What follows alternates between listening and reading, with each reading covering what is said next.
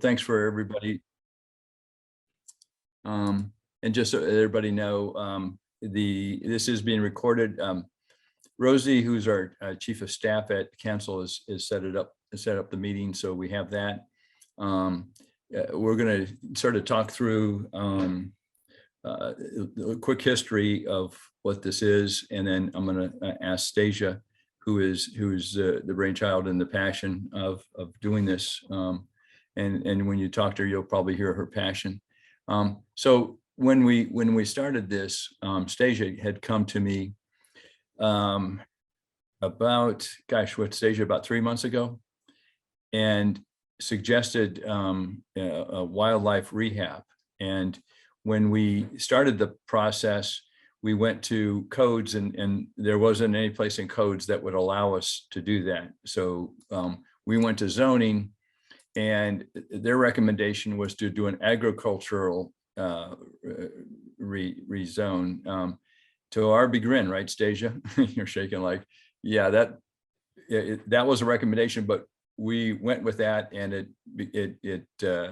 met with a lot of concerns. And so literally, as Stasia had a meeting at her facility, or where she wants to propose her facility, we literally got message that morning that they would suggest an SP, a regulatory SP.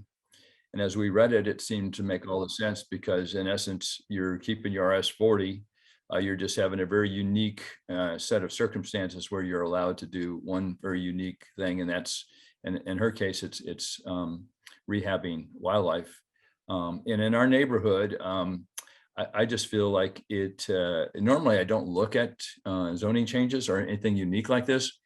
But when you look at the area around us, the wildlife, and just the trees, et cetera, it felt like the right thing that would work.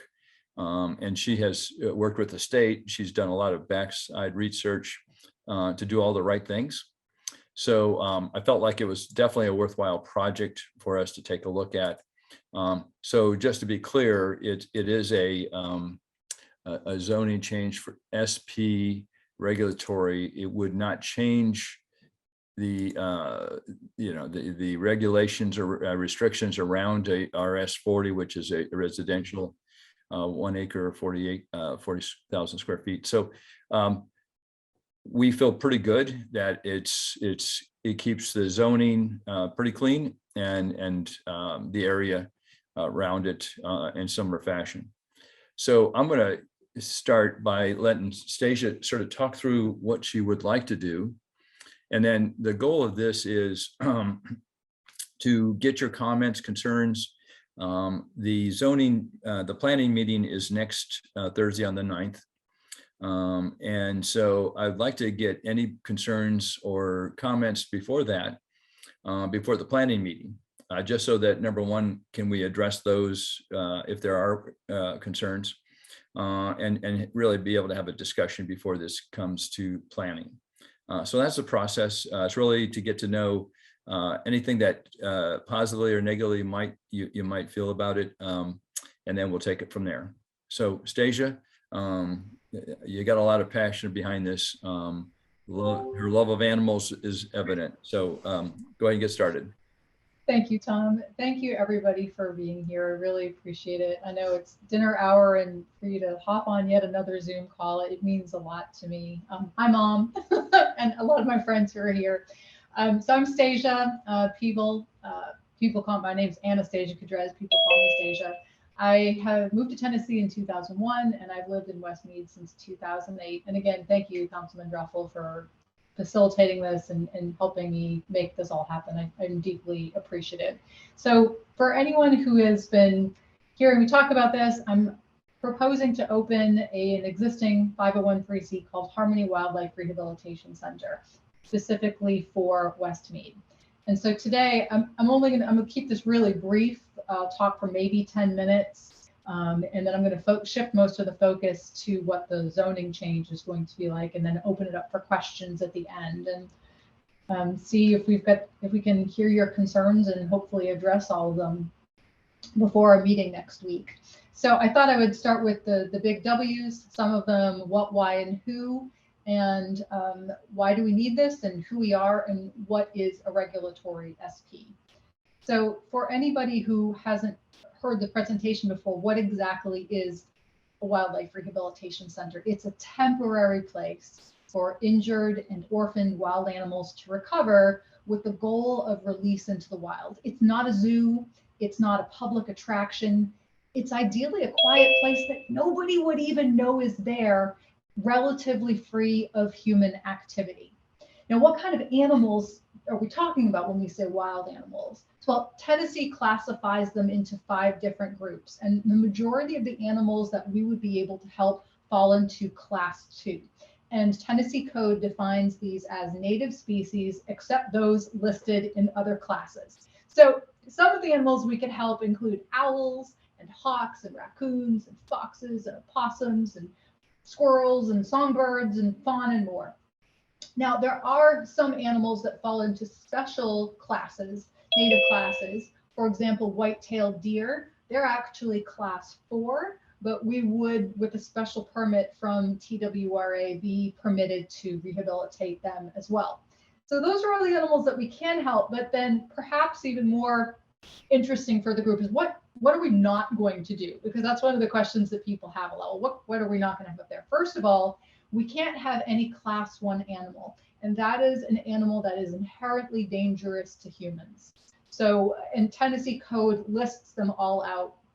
That also includes hybrids of those animals, incidentally. So if you were to look at mammals, we couldn't have any primates like gorillas or orangutans or gibbons. Not that we have them in Westmead anyway. We couldn't have wolves or bears or lions or tigers, or couldn't have elephants or rhinoceroses, reptiles, crocodiles, alligators. We can't have venomous snakes. So all of those animals that are dangerous, they can't be there. We also don't take domestic animals, so we can't help cats and dogs.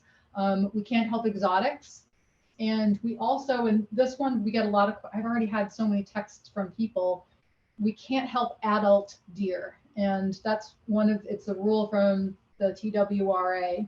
And anyone who lives here in Westmead knows just how many deer we have around. We can help the fawn. So the way rehab works, well, okay, let me back up. There's no firm model for how a rehab works. My animal care director and partner and dear friend, Carol Burgess, will be running all of the animal care activities and operations at the facility. And she's been operating for more than 30 years in Tennessee and also in Texas. And what we'll do is we'll partner with a veterinarian.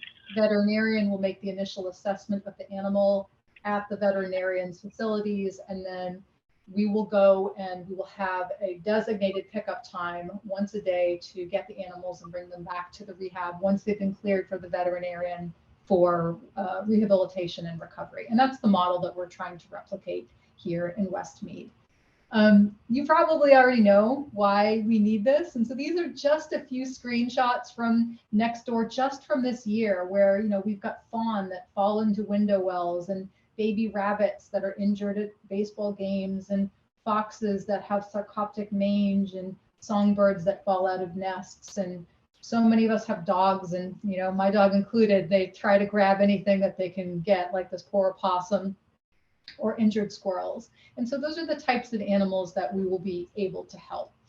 And most of you know me and Carol, so I will just give you a quick highlight. Carol, I've been friends with her since I moved to Tennessee. She's been rehabbing animals for more than 30 years. And I've been a volunteer at many rehabilitation centers since 2001. And I will be helping with the animal care and a lot of the operations and kind of doing stuff like this, just getting it up and going. We will be very carefully regulated and permitted by the TWRA and the U.S. Fish and Wildlife Services. One thing that's really important is that I think a lot of the concerns that people have, which we'll get to, about noise and smell and all those types of things, the Tennessee Wildlife Resources Agency is the permitting agency. We can't do this without their approval. And those are requirements. So the noise abatement, smell abatement, all those kinds of things that would be a potential concern to the neighborhood are, if we don't follow their rules, then we can't have the rehab. And so if you can hear it, then we're not doing our job right, and we won't be approved by TWRA. As another point, we're trying to keep the actual location. Most of you know me, so you know where I live, but my primary residence is immediately next door to this rehab. And so I'm sort of putting it out there that this is, I live on a very quiet street in Westmead. I want to keep it peaceful and quiet. And so I would never do anything that would impact the neighborhood and hurt our quality of life. Some of our, I just want to share some of frequently asked questions, noise and traffic and smells. It's not going to be open to the public. Only volunteers who are approved to come, or people who have appointments, existing appointments, can come on site. It will not be loud. It's actually really set back very far from the street, deep in the woods, and all of the animals will primarily be kept inside this facility that you see here. It was an existing outbuilding, and I just built out some walls on the inside and cleaned it up. And now we're almost ready to have animals once assuming we can get all the approvals to go through. We have fan systems. We will be very small and clean. Animals, any animal, as anyone who has a pet out there knows, that animals can smell, but that's why we're going to be very clean about it and make sure that we are doing everything we can, have a fan system and a ventilation system put in as well. And this one was another interesting comment. Somebody asked me if there would be animals wandering around the property. And I thought, and if you've never been to a wildlife rehab, that actually, it struck me at the time. I kind of laughed, but that is a reasonable question. The short answer is no. None of these animals will be free to wander in Westmead or on this property. All of the animals will be contained. As an example, you can see in that picture, if we were to have a fawn, a young deer in here, the fawn would live inside a large dog kennel, the kind that you take on an airplane for a large dog. And then that enclosure would be inside the dog kennel, which would then be inside this locked garage, which would be behind a fence. So we have all these different layers of security and protection, so no one's going to hear it or see it or smell it, and that animal will not be wandering around freely. And so that's, most of you have kind of heard that before. And now this is what the sort of the meat of what Councilman Druffel wanted to talk about tonight, and that is about this specific plan zoning, SP zoning. As Councilman Druffel mentioned, there was a lot of concern about agricultural zoning. And again, this was never, I absolutely hated the fact that it created any kind of concern with the neighbors. That was never the goal. It was never the intention. We're just trying to find a way to open the rehab. And we were given this other path, which is a specific plan zoning. And I've been learning a little bit about it. So, and I did a lot of research on Nashville Metro's government website about what it is. And basically the official definition is it's a zoning district that provides flexibility to create developments that meet the goals and objectives of Nashville Next and are sensitive to the surrounding context. So what exactly is Nashville Next? Nashville Next is the general plan for the Metropolitan government of Nashville and Davidson County. And a general plan like Nashville Next is a tool that helps make these zoning and development decisions. It guides the physical development for the entire county and creates policies that guides how our city is hoping to grow for the next 25 years. So this SP needs to fit into Nashville Next. And now, one of the things that if you start digging into it, back to the SP, you'll read that it really focuses on development. The rules for an SP talks about design elements like height and size and setbacks and buffers and signage and materials. And these design changes that are put forth in an SP are supposed to be written into the zone change ordinance, which then becomes law. So a developer, for example, if I wanted to build a bunch of, a new apartment complex, I could go to the planning commission and say, here's what I want, here's what it's going to look like, and all these things. But the other thing that sort of drives this is there's another important document called the Community Character Manual. And wow, this was fun. It's like a high school report. And so the community character manual describes the standards by which those development and decisions are reviewed and future zoning changes are measured. And here's a quote that I pulled out. It says that the community character manual is used to thoughtfully encourage additional housing options in strategic locations, enhance the character of mixed-use centers and corridors, and preserve green spaces and environmentally sensitive features, end quote. And so that sort of sums this all up. That's the big factor that I believe makes this proposal unique, in that we're not developing anything. Our first goal, even before the rehab, is to actually preserve the forest and save that piece of property, because that's where the wildlife live. We're not developing any new structures. The proposal that we brought to the city was, here it is, and it's blank because we're not building anything. So I believe that this project supports West Nashville's community character because it's helping to preserve the green spaces and environmentally sensitive features through conservation. That conservation policy specifically encourages preservation and reclamation of natural features, including steep slopes. And anyone who's been up to that property knows that it's more than a 20% grade on about 90% of that property. As one other aside that I just wanted to add, and it's separate from this SP zoning ordinance, a lot of you have, or some of you who have spoken with me, have heard me talk about my deep desire for conservation. And I'm really thrilled to announce that our application has been approved for 10 Green for a conservation easement for the property. Now, it has gone through the committee. It needs to be signed off by the executive director and the board of directors final approval meeting, and that's tomorrow. So they're very optimistic. I think it's just a formality, but I will have final confirmation tomorrow if we'll be able to put a permanent conservation easement on that property. So, you know, I believe in the rehab. I really hope it happens. I've put a lot of blood, sweat, and tears into it. But no matter what, if I can get this conservation easement approved, then at the very least we'll save the woods from future development. So that's my update and my news and my little quick book report on SP zoning. And guys, thank you so much for taking the time out of your supper hour to come and be here and listen to me. And now I wanted to sort of pass it back to Councilman Druffel to, you know, open up to any questions or concerns, and I will do my best to help answer them. Sounds good, Stacia. Thanks so much. I'm gonna, she had to submit the regulatory SP.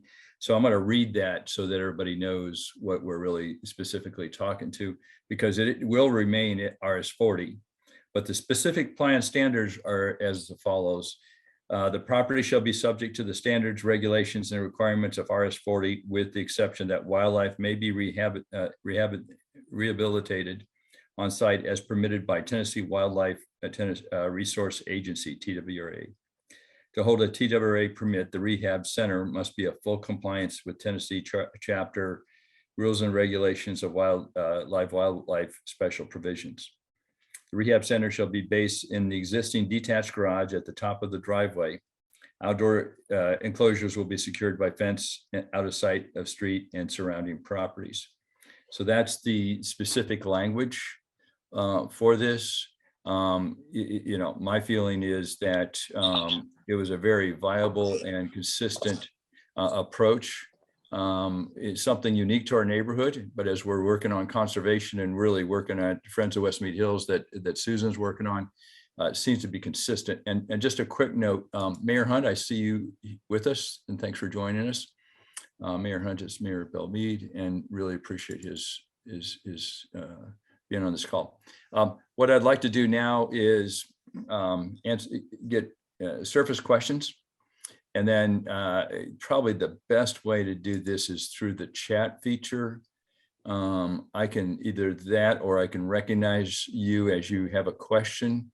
So if you'll type a question, if you feel uncomfortable or that doesn't work, some people don't know Zoom really well, let me know. Hey, Thom. Yeah, Stephen. Thom, could I ask us a question here?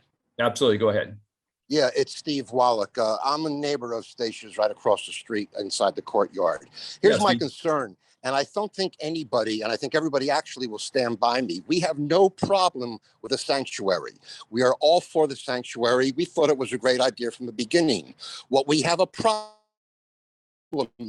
is that we have to be guaranteed to know that they are not going to change the zoning from an SP to an AG. So my concern is if people don't go down to this meeting on, first of all, we don't know if it's December 8th now or December 9th, but whatever date it is, if we do not show up for that meeting, can they change the board? Can they change it from an SP and say, and that's the concern of the neighborhood. We do not want agricultural. No, Stephen, you broke up just a teeny bit. So hopefully I'm answering your question to the best of my ability. Number one is this is the zoning change to an SP. It's agriculture is out. They took that out when Stacia re-requested. So that is completely gone. It is not an aspect that will be considered to answer your question. And the SP keeps it as a residential zone, basically. That's correct. It is the way it's set up. It's going to be an RS40. So there nothing can change in bulk from an RS40. It's going to be required. The only specific use will be, as I just sort of mentioned. I'd be glad to send this to you, Steve, or anybody. It's very specific. I talked to our person with planning on several occasions, because what we don't want to do is set something up that you're uncomfortable with. But we really felt like, and I think Steve, you and I have talked a couple of times, and I've talked to a couple of neighbors. Now that agriculture is gone, I think most everybody that I've talked to, and I know you did a fair amount, is that we're comfortable with SP with this very unique situation. And several of the people that originally were concerned now have felt good. So does that answer your question, Steve? And yeah, it does. And, I spoke to Captain Bowles, as you know, from Tennessee Wildlife today on the phone in length. Yeah. And I got to say, and I commend Stacia, and, Thom, you know me, I'm one that speaks the truth. I say it like it is, whether you like it or not. I can really care less, but I speak the truth. I like it. You keep it coming. And I'm going to tell you that Captain Bowles was so impressed with the situation that Stacia did up there. He actually said to me, take care of fate, and that air is going to be going to a Cadillac ranch, which I think is great, which is all wonderful and all good. What I'm pissed off about is that the way it was done without telling us up front, certain things were going to happen. Sure. So as far as I'm concerned, and I will speak for my courtyard is behind Stacia 100%. I'm sure most of our neighbors are behind her 100%, as long as it stays SP and AG is completely out of it. We wish her all the luck in the world, and we hope we can help her out whatever possible means. Steve, I can, from our representative at planning, he was very clear. AG is completely gone. This is SP. It's a completely new, and it's everything that I think we represented well. I kept sending him a note because I didn't want to take any chances that we're misrepresenting anything, but it was taken down when we took that off. And that's sort of why the sign sort of hung around a little bit, to be honest with you, Steve, is we're sort of following planning what we were supposed to do there. And then until they told us it was okay to move forward with that new, the new sign, and it is on the 9th, which would be next Thursday at the planning meeting. Okay, but Thom, my question is this: there's no possible way it can change. As you know, I'm out of country right now, and I'm calling this from my Zoom, from my mobile, but okay. I have booked a flight to come back just for this meeting, but I thought it was on the 8th. So if you're telling me it's on the 9th, I can't be there because I have to be in Florida on the 9th for another board meeting. I just want to make sure that they cannot change this from an SP to an AG, and AG is completely gone. No, this is this approval is for the SP only for this. Nothing can change. They took that completely away when she had to reapply and decline that and reapply. So I feel very comfortable telling you it's only this. Okay, so from my concern and everything, my concerns have been met. You know, I think I'm one of the oldest living there for over 42 years. I'll do anything for Westmead Estates to keep it as it is, as residential. So, Stacia, I wish you all the luck in the world. If you need help, just call Tracy and I. We'd be more than happy to help you out as long as it is what it is. Steve, it is. And thank you very much. And hope you're having fun down there. I'm going to try, but I'm still coming home because I got to come home to see my Okay, dog. well, Anyway, God bless everybody. Thank you, my neighbors. Y'all have done great. Y'all can continue it, but I'm out of here. Thank you. Take care of yourself now. Okay, I'm going to ask the next question. Where will this be located? It's from Michael George to everyone. What property are we talking about? Stacia, you want to detail that? So, hi, Michael. I'm Stacia. So this is sort of that catch-22 where at this point, where we, and I see my rehab partner Carol is on here too. It's sort of the thing with rehabs is that you want people to know you're there, but you also don't want everyone just coming there and dropping off animals. But we're at this stage where you're all my neighbors, and I want to show people who have any questions about the site. It's actually on Jocelyn Hollow Court, which is right off of, it's right off of near St. Henry's. And we're set back farther down the street in the wooded area. And I would be more than happy to, if you want to come up and see the site, I can share my email address or my phone number, and we can set up a time and then I can show you. It's on this home is on the court, and I live in the home that is immediately adjacent to it. And if there's an interest, maybe Stacia, I know you did this once before, but I think there was a lot of confusion. That's why I wanted to have this meeting with the agricultural aspect. There may be a value just to have like a quick 1 hour. So, because I would think some others might want to do this, but if you wanted to come up with something for just an hour, I'll throw anybody anytime. I mean, I'm Okay. up there working a lot. And one thing for anybody else who was on the call, I mean, I think you all know this. My original application was SP. They actually made me cross it out and write agricultural. So that was never a goal of ours. I mean, I hate that it created all this concern with the neighbors, because that was never actually a goal. So I'm so relieved that we don't have to do that anymore. Yeah, and I just so to validate that, Stacia and I were both told the same thing. So we don't know why. It was a mess. It would have kept things a lot simpler. So does that answer your question okay, Michael? Oh, well, it just seemed a little suspicious that the word went out to the community, the neighborhood, that we're having this planning meeting. And I don't know if you're my neighbor or not, because I don't know where it is. It's just suspicious that the location was not disclosed. I don't know. Yeah. I guess it has to be a matter of public record, right? When you submit an application. Yeah, no, it is absolutely public record. Your address is Stacia. You can give them the address. It's 50. It's a private home. It's 504 Jocelyn Hollow Court. I just don't, I've got friends who are living up there, and I don't want strangers walking up into their home. But I'm happy to take you up there. If you email me or text me, we can set up a time and I can bring you up there anytime. So it'll be closed to the public once we are able to open up operations, and we'll just have a regular volunteer schedule. So some of my dear friends who are actually on this call, like Kim, are already, volunteering to join and to help our volunteer crew. So I'm really excited to get that started. Is that okay, Michael? Yeah, I was just looking up to see where that was. Sure. And if Do you know where the grass circle is, Michael? On Jocelyn? Do you know where the grass circle is on Jocelyn Hollow Road? Yes. It's right. That's the court, and so it's just up that little court. Okay. So you're not my neighbor, but just I used to have. It feels a little personal when I hear about animal rescue or trainer. I used to live next door to a person who was a dog agility trainer. Huh. She had 8 Australian Shepherds, but she was in reality an animal hoarder.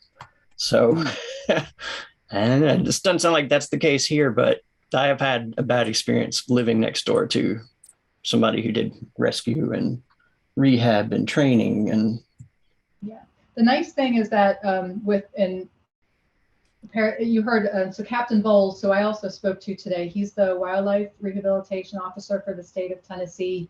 He's very, he's just taking over the position, but I was chatting with him today, and his intention is to be extremely hands-on with all licensed rehabilitators in the state of Tennessee. And the TWRA will be doing regular inspections. So if we were to be doing anything like your previous neighbor was doing, we would be shut down because we have to follow very specific rules. And there's a way that neighbors can make reports or file complaints and 100%. So that's the TWRA's job, is to actually regulate what we do. Do you have a maximum number of animals that you're going to take, or is it? So that's a really good question, because it You have a depends cutoff. How big does it get? So we have a physical limitation of building. It's a 38 by 40 cement building. And the reason I can't give you a definitive number is that if we got if we got all white-tailed deer, maybe I could fit 10. But if I got rabbits, I could fit like 100. So it just depends on the size of the species and their space requirements. We also adhere to the National Wildlife Rehabilitation Association's minimum standards. TWRA uses that as well. And what that carefully does is it stipulates the minimum size that every individual animal has to have in the various stages of rehabilitation. So if you extrapolated that out, you could come up with like, well, if we have deer, you can have a maximum of 6.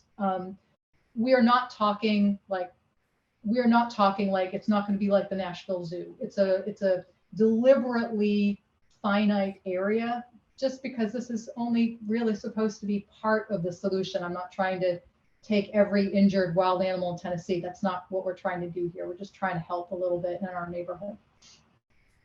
Thank you. Hey, sure. This is Jim Hunt, Mayor Belmead. Hi. Do you have a veterinarian or other people on call? I was chairman of the board of the Nashville Zoo for 8 years in the early movement to move it from Joelton to Nashville, and I still am on the board, and I have lots of relationships there. If you need my help in bringing either vets or keepers who love to work with animals, as you know, so I'd be glad to do that. I am so thrilled. Thank you so very much. We have 3 solid leads on veterinarians, including you may have worked with Dr. Corwin over at the Airport Veterinary Clinic, having done with the zoo. But I would love to talk to you because we do need to firm up some veterinary relationships. So thank you so very much.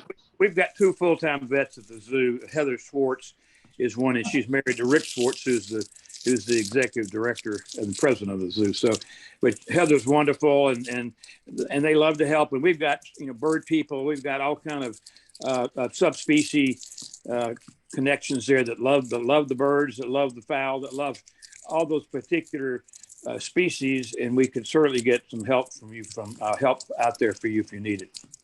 Thank you so much. Yes. Thanks, Mayor. That's very good.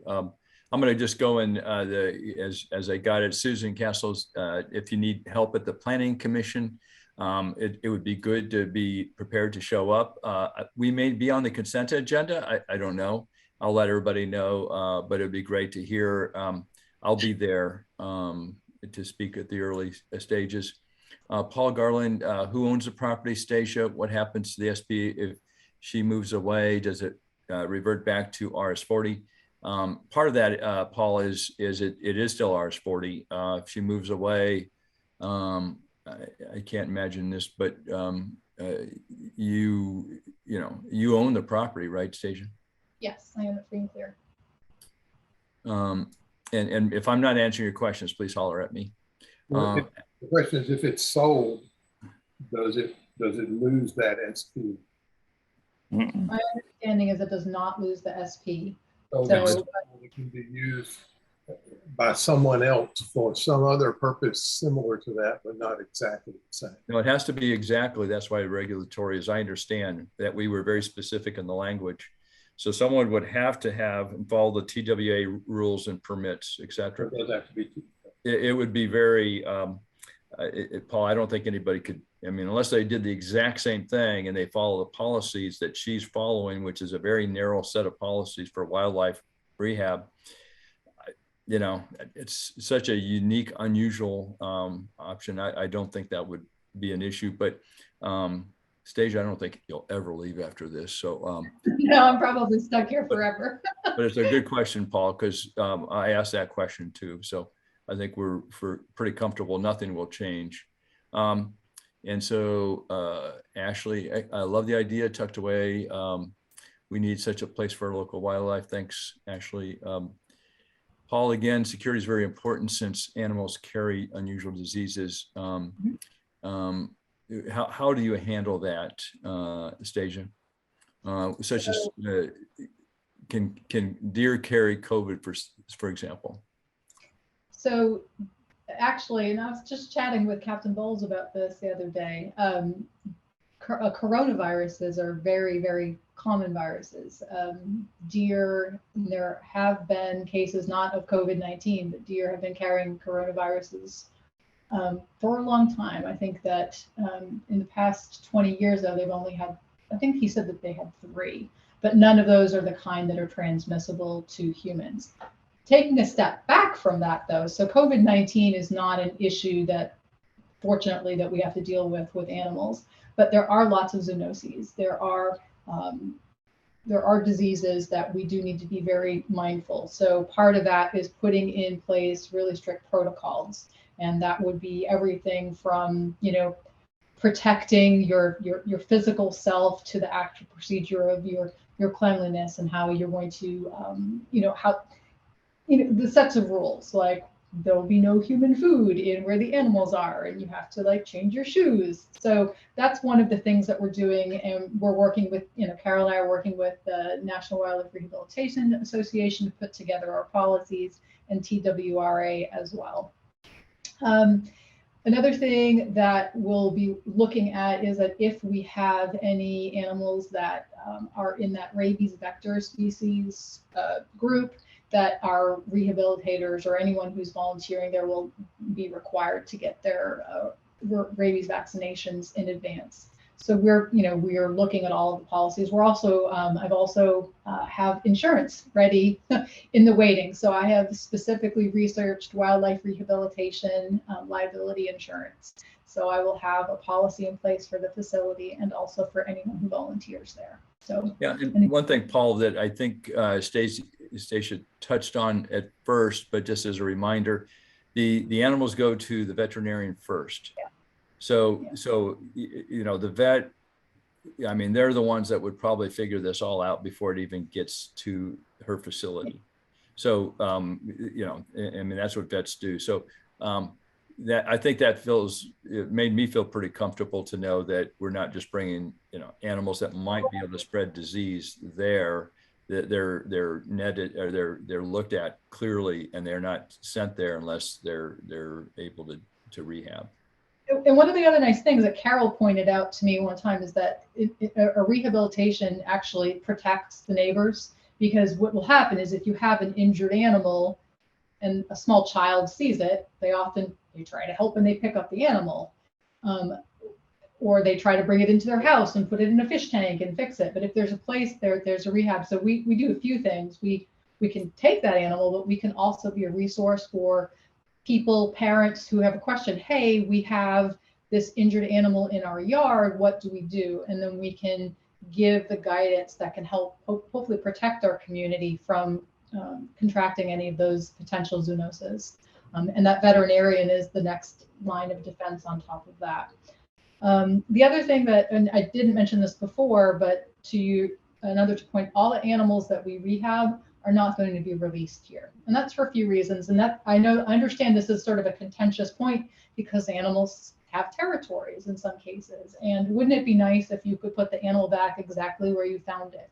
There's a few problems with that. One is that if you've been on the road, you see how many new homes trees are getting cut down, and giant homes are getting built where those trees were, and those trees were where the animals lived, where their dens were. And so a lot of cases we can't release the animal because the place where they lived is, a swimming pool now. The other concern is that we never want, some of my neighbors, Steve, who was on here before, have concerns. And I never want it to be where, you know, there's a raccoon that's knocking over their trash barrel and they're like, and that was because Stasia let, you know, all these raccoons loose in the neighborhood, and now they're not going to be my raccoons because all of the animals that we rehab will be released in appropriate sites in other parts of Tennessee. So we will never, I don't want us to be ever accused of creating nuisance animals for the neighborhood. Does that answer your question, Paul? Okay.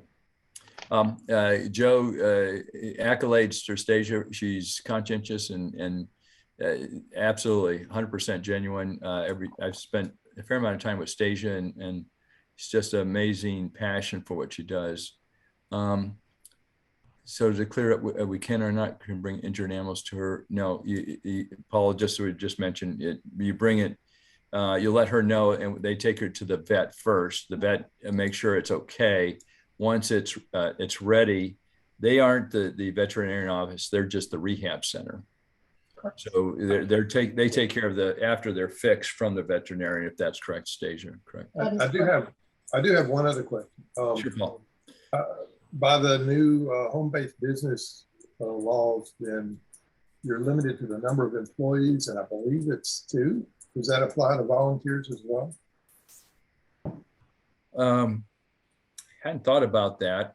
I don't know if I saw this as a business. We actually looked at this as a possible, could you consider it a business, and it didn't fall within code's perspective as a business. So I don't know if she'll have more than 2 in terms of employees, but I don't know that. It's something to think about. Yeah, okay. Because the number of volunteers you have increases the traffic to the place, and then your neighbors get kind of worried. I think, Stasia, you have a plan to really minimize that. It's not like there's going to be a lot of people or Boy Scouts are going to come or anything like that. I think she's going to do most of the work. Just me. Now I mean, there are neighborhood parties that have more cars. So, and we won't have any street parking. People will be parking up on the driveway or the driveway next door. But I don't think we'll ever have more than a couple of people there at a time, and it'll be mostly me. And the last question I have, Rick, is from Rick Clark. Will you be able to get government funding because it's SP? No, I wish I would. Yeah, I keep hearing that about funding. There is no funding for this. So the Tennessee Wildlife Rehabilitation does not give us any funding. There's no federal funding available. Now you can certainly apply for grants independently, and I do plan to do that, because right now this is all self-funded. This is just what I wanted to do with wildlife. You know, at some point, once we get up and running, if people want to make donations, we'll be set up to do that as a 501c3. But no, there's not like the zoning change, or there's no money to be made in wildlife rehabilitation. It's something you do because you love the animals. Yeah, that's clear. Okay, that's all the questions I had. And you know, again, I've been around Stasia for now 5 or 6 months. I think it's very genuine, sincere. If you have a concern that comes after this, if you could send me an email or Stasia, I think most of you have my email address, but if not, it's thom.druffel, druffel @nashville.gov. We'll go to planning next Thursday. I heard almost all the comments since we went to SP is very positive. I haven't really heard any concerns from anybody that I know of right now. So, but we'd like to clear up any concerns before we go to the planning. Again, we overall feel like it's the right thing in the right place, and it's a really cool thing that's going to happen in our neighborhood. So, please forward that to me. You know, congratulations and Stasia for getting us this far. But really appreciate your passion, and I'll see you at planning next week. And anybody that wants to come, more than welcome. And I'll get out something if it's on consent, so that I know some of you have you know, great level of support. But you know, if you want to go see it, send a note to Stasia, or if you don't have her number, Yeah, I can please. chat here.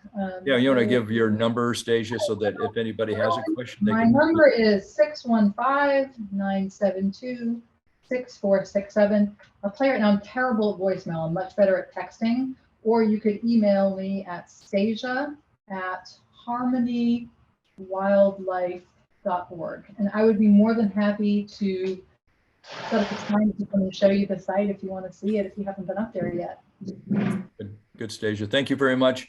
Thanks everybody for being on this. It's really very unique. I think this is one of the first I've ever considered that's a little, any developers or anybody that calls me, I usually tell them, sorry, don't waste my time. Stasia came up with this very unique, interesting idea, and I think I've loved it ever since. So thank you, and again, Stasia, thanks for everything, and appreciate everybody's comments if you haven't given it to us already. Okay. Other than that, we're probably going to leave this as recorded if anybody needs any backup. But thank you very much for coming, and have a good night, guys. Thanks, Tom. Thank you very much.